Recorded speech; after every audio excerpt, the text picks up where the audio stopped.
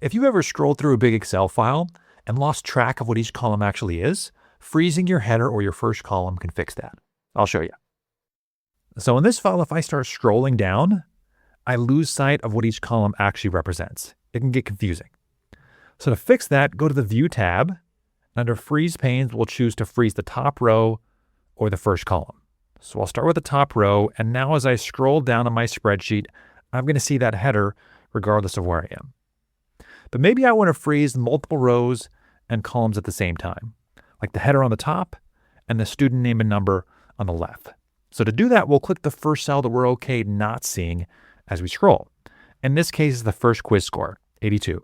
As I'm scrolling around the spreadsheet, I don't need to see that all the time. So I'll go back after selecting that to View and then just freeze the panes. As I go up and down and then left and right, I still see that top row and the two fields on the left. Now, one thing to be careful about is freezing too much, or you're going to run out of space in your viewable area. So remember to keep it simple. If this video helped you, hit like and subscribe for more.